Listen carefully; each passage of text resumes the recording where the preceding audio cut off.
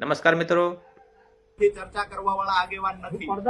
ખેડૂતોની હાજરીમાં જ ચર્ચા થશે. તમને અહીંયા તડકો લાગે તો અંદર જઈને ખેડૂતની હાજરી કરીએ. પણ તમે જે જવાબદાર માણસ છે, જેની પાસે આ સત્તા છે, જેને નોલેજ છે, તમે કહો છો હું કાલે આવ્યો, તો અત્યાર સુધી જે કરતો તો એ કર્મચારી વિસ્તરણ અધિકારી છે, જેને આંકડા લખીને મોકલાય વિસ્તરણ અધિકારી. નુકસાન વિસ્તરણ અધિકારી બોલ અહીંયા હાજર હોય બોલાવો, ફિલ્ડમાં હોય કોઈ પ્રશ્ન નથી.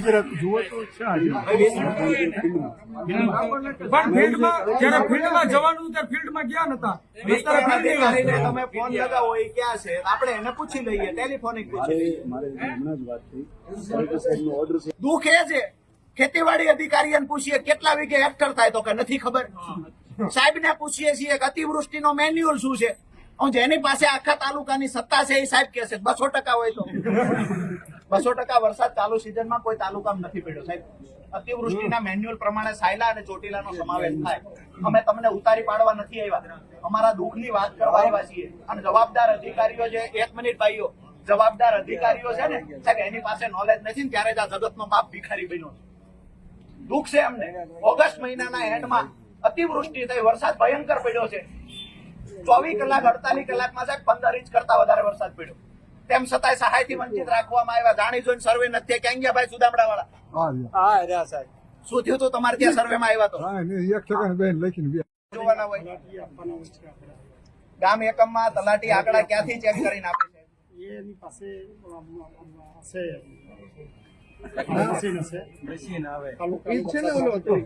ઓકે. હવે સાહેબે કીધું તલાટી આંકડા આપે.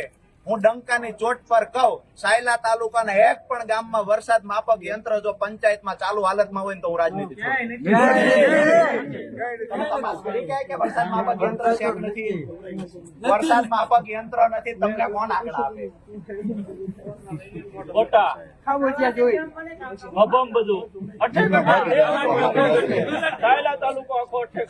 હવે તમે મહેરબાની કરીને ઉંમરમાં ખૂબ મોટા છો, અમારે તમારું અપમાન નથી કરવું સાહેબ, અમારે તમારી બેઇજ્જતી થાય એવું નથી કરવું. નોલેજ છે કે નથી, પણ જે કાંઈ હશે કમસે કમ ખેડૂતની સહાય મુદ્દે તમે નોલેજ રાખવા વિનંતી કરીએ છીએ.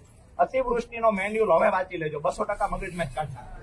ગામ એકમની વાત છે, ગામની અંદર વરસાદ માપક યંત્ર નથી, એમ ચાલુ કરાવવું બરાબર છે. અને આપની સાથે જે કોઈ સ્ટાફમાં રહેતા હોય, ખાસ કરીને વિસ્તરણ અધિકારી જેને આ ગોલમાલ કરી છે, વિસ્તરણ અધિકારીની જવાબદારી હતી દરેક ખેડૂતના ખેતર સુધી જવું. ભાઈ તમારા કોઈના ખેતર સુધી આવ્યા છે?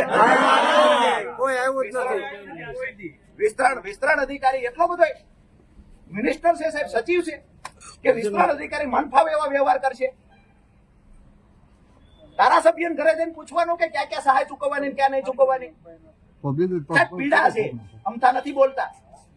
વેદના છે અમને, અને સરકાર પાસે વારંવાર કહીએ છીએ પૈસા અમને ખેડૂતોને ચૂકવો તો કે પૈસા નથી. ટેકાના ભાવે મગફળી ખરીદે તો કે બારદાન નથી. સાહેબ અહીંયા એક ખેડૂતના દીકરા તમે પણ છો, અમારા ખેડૂત આમ પણ દેવાદાર છે સાહેબ. દિવસે દિવસે દેવાદાર ખેડૂત બનતા જાય છે. જેનું દેવું 64,000 કરોડ 2014માં હતું, આજે ખેડૂતનું 1,41,000 કરોડ દેવું થયું છે. મતલબ આપણા ખેડૂતનું દેવું ડબલ થઈ ગયું છે. તેમ છતાંય સરકાર કહે છે વારંવાર કે અમારી પાસે પૈસા નથી. તો આજે અમારા ખેડૂતો બધા 10-20 રૂપિયા ઉઘરાવીને જોડી કરીને આવ્યા છે. આ તમે સરકારને આપી દેજો. અમારા તમે કયો એટલે ભાઈ 2 ભાઈઓ ગણી લ્યો એટલે એમાં બીજું કઈ ન થાય. જાણ્યું છે કે ભાઈ અતિવૃષ્ટિની સહાય કેમ ઓગસ્ટ મહિનામાં ન ચૂકવાની, તો જાણવા મળ્યું કે પૈસા નથી. બારદાન કેમ નથી લીધા, તો જાણવા મળ્યું કે ત્યાં કોઓપરેટ કંપનીઓ નાફેડ હોય તો ભલે, ગુજકો માર્શલ હશે તો ભલે, જ્યાં જ્યાં મોડું થયું છે ખેડૂતો દ્વારા જાણવા મળ્યું બારદાન નથી. મતલબ ક્યાંક ને ક્યાંક પૈસાની અછત છે. આપણે અહીંયા પીવાનું સિંચાઈના પાણીની લાઈનો નખાતી નથી, તો એમાં જાણવા મળ્યું કે ક્યાંક ને ક્યાંક પૈસા નથી. તો આજે આપણા ખેડૂત ભલે દેવાદાર છે, પણ આપણા ખેડૂતોએ ઘડીક વારમાં અહીંયા 1501 રૂપિયો ભેગો કર્યો છે. અમે ઓગસ્ટ મહિનાની સહાય ચૂકવવામાં સરકારને જો પૈસાની જરૂર હોય તો અમારા ખેડૂતો, સાયલા તાલુકાના ખેડૂતો 1501 રૂપિયો સરકારને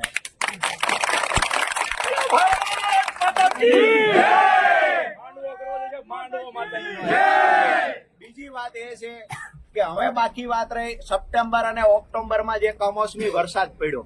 આપણે બધા માંગણી કરવા આવ્યા છીએ કે સપ્ટેમ્બર ને ઓક્ટોબરમાં સરકારે જાહેરાત કરી છે જ્યાં કમોસમી વરસાદ પડ્યો ત્યાં અમે સહાય ચૂકવશું. તો મામલતદાર સાહેબ મારફતે આપણે કહીએ છીએ કે સપ્ટેમ્બર ઓક્ટોબરમાં અમારે ત્યાં વરસાદ પડ્યો છે તો અમને સહાય મળવી જોઈએ. અને આ સહાય માંગવા આવ્યા છીએ અને ઓગસ્ટ વાળા પૈસા સરકાર પાસે નથી તો એને સહાય કરવા આવ્યા છીએ. સપ્ટેમ્બર ઓક્ટોબર ના પૈસા માંગવા આવ્યા છે. બરાબર છે? તો આ 1501 રૂપિયો ભાઈ પટેલભાઈ 2-4 ખેડૂતો ભેગા થઈ અને સાહેબને આપો. પત્રમાં એમ નહીં આપો, તમારા આવેદન પત્રમાં ડિટેલ નોટ સાથે લખી નાખો. નોટ સાથે ભાઈ નથી લખવાનું સાહેબ. એમને ખબર નહીં પડે તો અમારે ક્યાં? એ તો તમારા માણસો ને કયો, અમે થોડા એવા ભણેલા ગણેલા છીએ. પૈસા દેવાના એ માણસો બેસાડવું તો તમારા માણસો ને કેજો લઈને આપે. અને આ સાહેબ પાસે ઘણી બધી સત્તાઓ છે. બરાબર છે? દરેક બાબતે નિર્ણય લેવાની સત્તા આ સાહેબ પાસે છે. એટલે આપણી રજૂઆત ખેતીવાડી વિભાગ દ્વારા આપણી સાથે જે અન્યાય થયો છે તો એ રજૂઆત આપણે મામલતદાર સાહેબને કરીએ. સાહેબ પણ સારી વાત એ છે કે સાહેબ ખેડૂતના દીકરા છે એટલે આપણી લાગણી ને માંગણી સમજ છે, આવી અપેક્ષા રાખીએ છીએ. સાહેબ પાસે માહિતી વિશેષ એટલે નથી કે સાહેબ એવું કહે છે કે હું ગઈકાલે જ આવ્યો છું એટલે આપણે પૂછ્યું કે હું રોકાવાના તો છો ને? સાહેબ કહે છે કે હા રોકાવાના. મૂળ વાત સાહેબ, તમે એવું આશ્વાસન આપ્યું, અમને ખુશી થઈ કે નિયમો મુજબ મળવા પાત્ર હશે તો મળશે. બરાબર ને? ચાલુ વર્ષે ભાઈએ મયુરભાઈ આંકડા કીધા, ખાલી ઓગસ્ટ સુધીના કીધા. ચાલુ વર્ષે સિઝનમાં 144% વરસાદ સાયલા તાલુકામાં આ સિઝનનો થયો. સાહેબ તમારી સરકારની વેબસાઇટ પરના આંકડા કહું છું. 144% વરસાદ થયો. બાજુનો તાલુકો લીંબડી, ચાલુ સિઝનનો 81% વરસાદ થયો. સાહેબ 81% વાળાને વળતર મળે, 144% વાળા ન મળે, આવો નિયમ હોય ખરા? ના હોય ને? બહુ સારી વાત છે સાહેબે સ્વીકાર્યું, આવો નિયમ ના હોય. કહેવા માંગુ છું કે લીંબડીના ખેડૂતોને પૂરતું નહીં પણ અધૂરું વળતર લીંબડી ખેડૂતોને મળ્યું છે. જ્યાં 81% વરસાદ હતો, 144% વાળા સાયલા તાલુકાના ખેડૂતનો શું વાક છે? મળવું જોઈએ કે ના મળવું જોઈએ? સાહેબે સ્વીકાર્યું મળવું જોઈએ. એટલે કદાચ સાહેબ તો પ્રમાણિક છે, આ ખુરશી પ્રમાણિક હશે પણ કોઈકે તો ગોલમાલ કરી છે. અહીંયા મીડિયાના માધ્યમથી આંકડાઓ આપું આપને. 144% વરસાદ સિઝનનો સાયલા તાલુકાનો, 145% વરસાદ સિઝનનો ચોટીલા તાલુકાનો. તેમ છતાંય 81% વરસાદ સિઝનનો જ્યાં લીંબડી છે ત્યાં ખેડૂતોને પૂરતા પ્રમાણમાં ક્યાંય નથી મળ્યું. જે સરકારમાંથી જાહેરાતો કરવામાં આવી કે બિન પિયત 11,000, પિયત વિસ્તારમાં 2 હેક્ટરની મર્યાદામાં 22,000 રૂપિયા મળશે, આ પૂરતું વળતર નથી મળ્યું. પણ થોડુંક લીંબડી તાલુકાના 81% વરસાદમાં મળે તો 144% વરસાદમાં કેમ ન મળે? સાહેબ બીજી વાત અમારી, જે આપણે નિયમની વાત કરી, તો આપ તો ગમે ત્યાં નોકરી કરતા હોય પણ કેન્દ્ર સરકારનો અતિવૃષ્ટિનો મેન્યુઅલ આપને ખ્યાલ હશે. કેટલા ટકાથી વધારે વરસાદ થાય તો અતિવૃષ્ટિ થાય છે? હું રાજનીતિ છોડ દો, 200% હોય તો.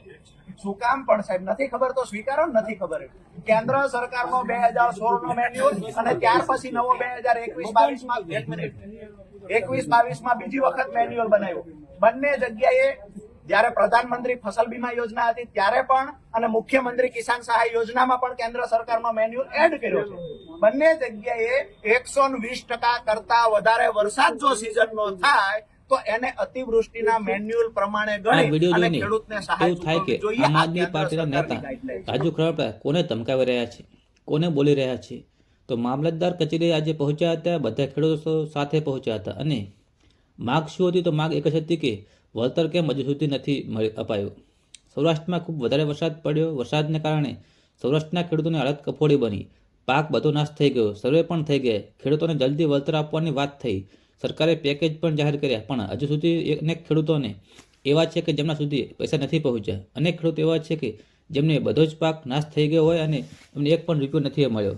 અનેકવાર રજૂઆત કર્યા પછી પણ નિકાલ ન આવતા જ એ સાયલાની મામલતદાર કચેરી રાજુ ખરપડા અને બીજા ખેડૂતો પહોંચ્યા હતા. ખેડૂતોએ ત્યાં પોતાના પૈસા આપી સરકારને આવેદનપત્ર પણ આપ્યા અને એ સમયે ત્યાં અધિકારીઓ પણ ઊભા હતા અને ત્યાં વાતચીત થઈ. વાતચીત દરમિયાન રાજુ ખરપડા થોડા ગુસ્સે થઈ ગયા અને કહ્યું કે તમારામાં નોલેજ નથી, આ ખેડૂતોની વાત આવે ત્યારે તમે વિચારતા નથી, એમની હાલત શું થશે. નમસ્કાર.